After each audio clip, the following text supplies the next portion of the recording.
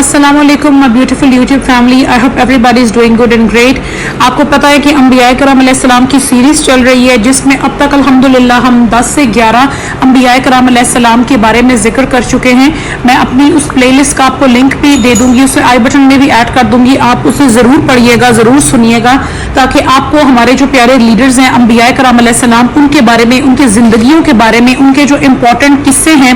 उनके बारे में आपको इन्फॉर्मेशन ज़रूर मिले।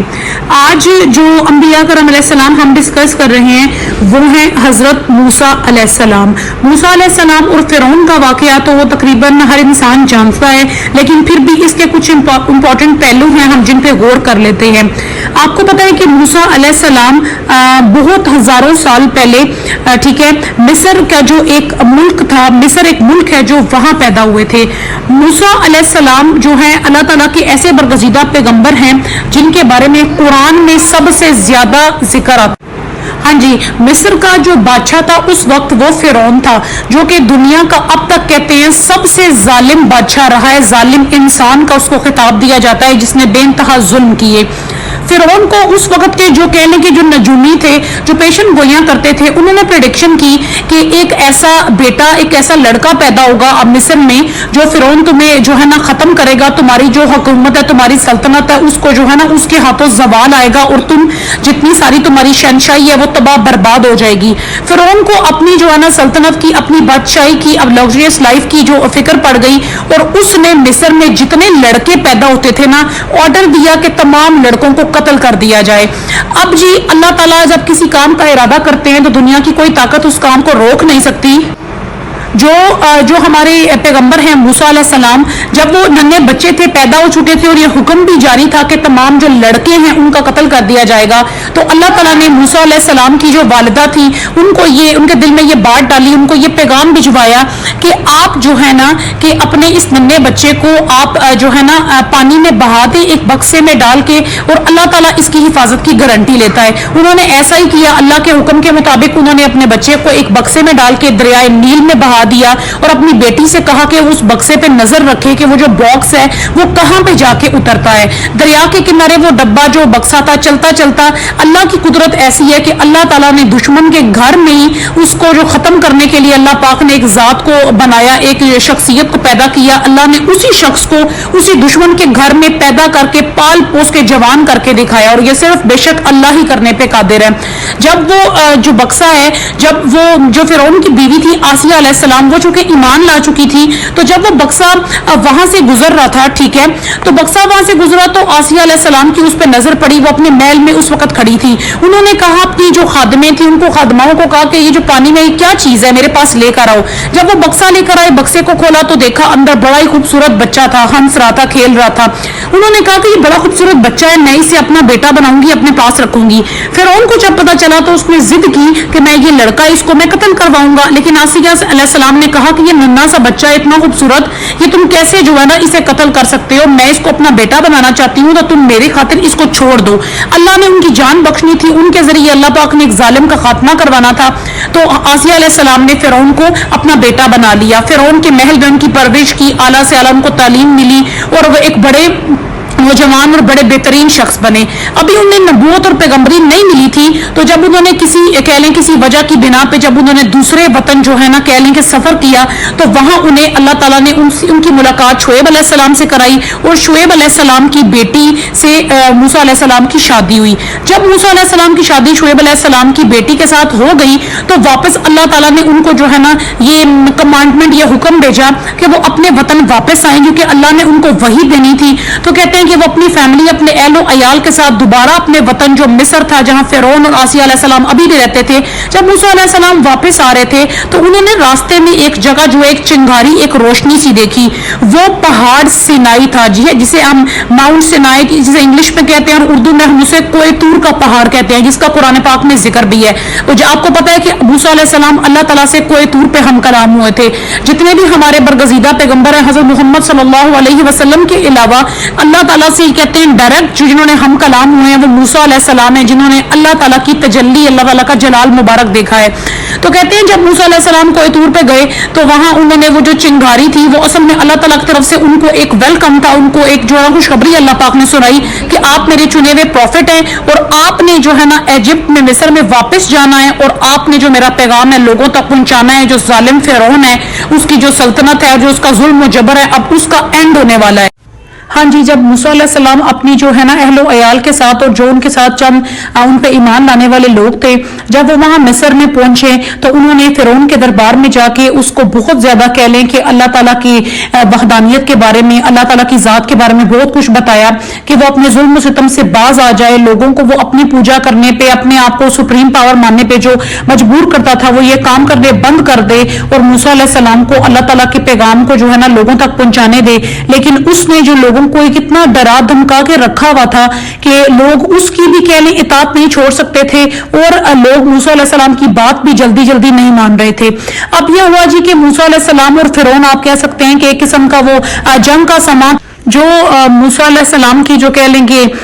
जो कौम थी ना, जो आप कह सकते हैं जहां फिरौन रूल किया करता था, वो सब लोग भी कह लें कि जब उन्होंने देखा कि फिरौन इतना सख्त बादशाह था, लोग उससे इतना डरते थे, तो लोग जरा पीछे हट गए ना। उन्होंने मूसा अलैहिस्सलाम को कहा कि आपने जो है ना नौजुबिल्लाह हमें फंसवा दिया, हमें मरवा दिया, क्योंकि उन्हें पता था कि अब जो एक जंग का समय है, मूसा अलैहिस्सलाम उससे अल्लाह ताला की दीन की तबलीग कर रहे हैं और वो अब तैश व गजब में आ गए हैं। मूसा अलैहिस्सलाम के साथ जो ईमान लाए हुए लोग थे वो उनकी जान के पीछे जो है ना पड़ गया और उसकी फौजें भी उनके पीछे पड़ गई। तो जब फौजें आपस में एक दूसरे के पीछे भाग रही थी तो मूसा अलैहिस्सलाम और उनके जो साथी ईमान लाए थे वो दरियाए नील के पास पहुंच गए, जहां दो दरिया आपस में जो मिलते थे। आपको जैसे कि आपने अक्सर वीडियोस में भी देखा होगा, दोनों समुद्रों का पानी अलग अलग है, उनके कलर भी अलग है, अल्लाह ताला की कुदरत है। तो ऐसा हुआ कि मूसा अलैहिस्सलाम ने जो है ना, अल्लाह ताला ने मूसा अलैहिस्सलाम को एक लाठी अता की थी, एक असा अता किया था, वो उनका मोजज़ा था कि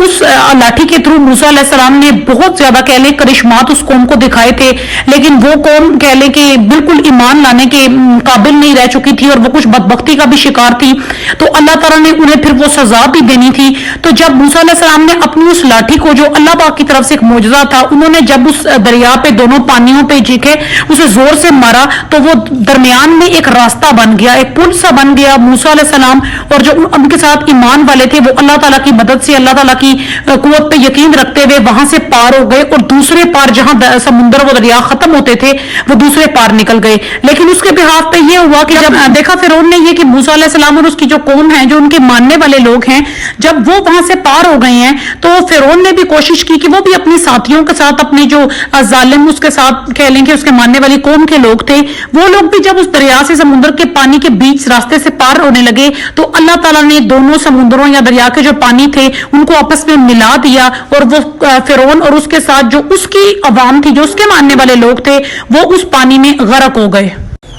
और जब मूसा अलैहिस्सलाम और उनकी जो कौम है वो सही सलामत वहां से वो लोग कह लें कि वापस रवाना हो गए। आपको पता है कि समुंदर ने भी अल्लाह ताला के हुक्म से, अल्लाह ताला का यह हुक्म था कि जो फिरौन है उसकी लाश को ता कयामत जो है ना इबरत का निशान बना के रखा जाएगा। तो आज भी जो है फिरौन की जो लाश है, उसका जो जिस्म है, उसको मिस्र में रखा गया है और बहुत सारे मसाले लगा के हर साल जो है ना उसकी डेड बॉडी को दोबारा से कह लें कि रिस्टोर करते हैं। और ये अल्लाह की तरफ से, वरना आप जानते हैं कि काफी सालों के जो वक्फे से या कुछ सालों के महीनों के वक्फे से जो इंसान की डेड बॉडी है वो डिकम्पोज हो जाती है और हड्डियां भी इंसान की कब्रिस्तान में नहीं बचती, कब्रों के अंदर नहीं बचती। लेकिन फिरौन की हजारों साल के बाद आज भी अल्लाह ताला ने उसकी जो डेड बॉडी है उसको संभाल के रखा हुआ है। और दुनिया के लिए एक तो इबरत का निशान है कि इंसान जो है, जो इंसान इंतहाई गरूर में चला जाता है या वो कह लें कि वो अपने आप को नौजुबिल्लाह खुदा समझ बैठता है, दुनिया पे जुल्म करना शुरू कर देता है,